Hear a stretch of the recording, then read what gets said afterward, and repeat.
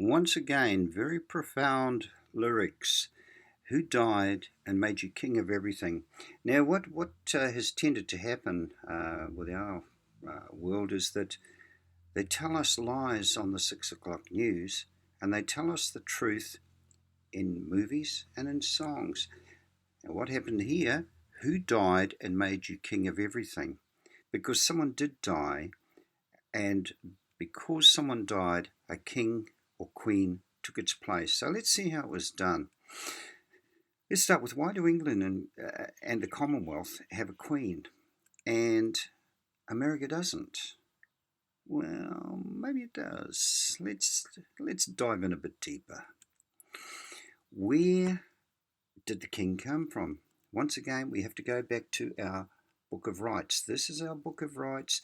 It's not what the churches tell you, folks. If anyone if anyone goes to church and then a false god hops up in front of them and says, "Join our church," well, hold on. Our Book of Rights here says, "Have no false prophets in front of us." So don't you be standing in front of me and telling me this, that, and the other, because I will ask straight to the highest to get the truth. So here it is. This is where it came from. 1 Samuel 8. And it came to pass, when Samuel was old, that he made his sons judges over Israel. Now the name of his firstborn was Joel, and the name of his second Abiah. They were judges in Beersheba. And his sons walked not in his ways, but turned aside after lucre, and took bribes, and perverted judgment. Then all the elders of Israel gathered themselves together, and came to Samuel unto Ramah, and said unto him, Behold, thou art old, and thy sons walk not in thy ways. Now make us a king to judge us like all the nations. This was the people calling on Samuel to give them a king. Now, Samuel went away and asked God, and this is what he came up with. And Samuel told all the words of the Lord unto the people that asked him for a king. And he said, This will be in the manner of the king that shall reign over you. He's telling them how the king shall reign over them. He will take your sons and appoint them for himself. I'm sure that's exactly what's happened. For his chariots, and to be his horsemen, and some shall run before his chariots. And he will appoint them captains over thousands, that's the township level, and captains over fifties, and will set them to ear his ground, and to reap his harvest, and to make his instruments of war. Oh dear, instruments of war, and instruments of his chariots. We'll come to that. And he will take your daughter to be confectioners, and to be cooks, and to be bakers, and he will take your fields, and your vineyards, and your olive yards. See, the moment you appoint a king, he takes everything, even the best of them, and give them to his servants. And he will take the tenth of your seed and of your vineyards, and give to his officers and to his servants. And he will take your men servants and your maid servants and your godliest young men and your asses, and put them to his work. He will take the tenth of your sheep, and ye shall be his servants. Now, the Bible was, Samuel was telling his people, if you want a king, I'll give you one, but this is the rules. So if you want a king, we're going to take a tenth of everything you own, and we'll just have a look a little bit further on that. Possession is 9/10 of the law, the other tenth is title. So while we may think we own our chariots, the instruments of our chariots are theirs. The instruments of war are the birth certificate. That's the title. Now, as long as they hold a title over us, we're at war with them. And it tells you everything that is going on in this passage that will happen while we have a king ruling over us. So let's look at how come a king can rule over us. Because when we are born, the first part to appear, oh dear, it's the crown. I'm sure you've heard the midwives saying, it's crowning, it's crowning. Okay, so the first part to appear is the crown.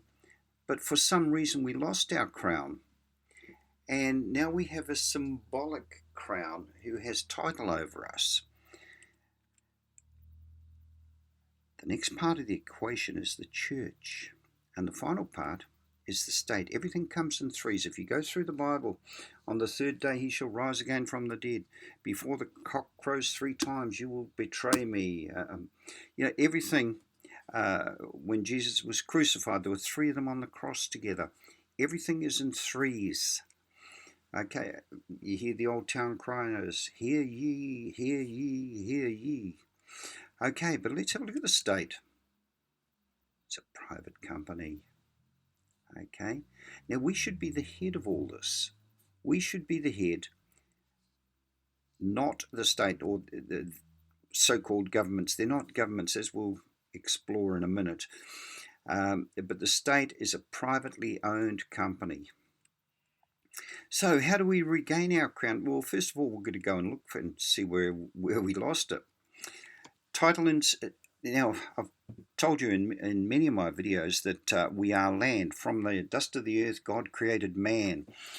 And when we return to the land, ashes to ashes, dust to dust. So we are land. So if you're going to go looking for anything to do with man, you must look for land. We therefore look in the land transfer, and this is where we were transferred. Title in substitution for crown grant. This is where they took it from us. 12. Issue of certificate of title in lieu of crown grant. There it is. They're telling you exactly where they took our crown grant and gave us a title instead. I'm not going to bother reading the rest of it. This is just a very, very short video because someone asked me to explain what the crown was, and so I thought I'd just do this quick video for you. Okay, so that is where they took the crown grant from us.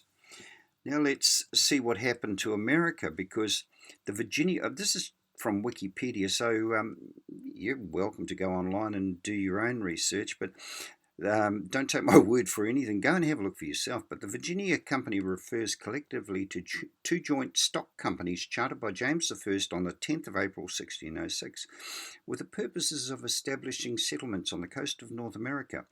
The 2 companies, called the Virginia Company of London and the Virginia Company of Plymouth, operated with identical charters but with differing territories. An area of overlapping territory was created within which the 2 companies were not permitted to establish colonies within 100 miles of each other. The Plymouth Company never fulfilled its charter, and its territory that later became New England was at that time also claimed by England. Oh! As corporations, the companies were empowered by the Crown to govern themselves, and they ultimately granted the same privilege to their colony. In 1624, the Virginia Company failed. However, its grant of self-government to the colony was not revoked. There we go. A grant of self-government was not revoked either from apathy, indecision, or deliberate purpose. And so the principle was thus established that a royal colony should be self-governing, and this formed the genesis of democracy in America. Now, you may want to do a bit of research on the Queen, because it could be that she owns a place called Long Island. However, all I'm saying is that companies rule the world, governments don't. They're private companies, and unfortunately America still has the Queen as its head. But it's all an illusion, folks. Nothing's real. It's up to us to set ourselves free, and it's only the truth that's going to set ourselves free. So I hope this has helped you in your search for the truth.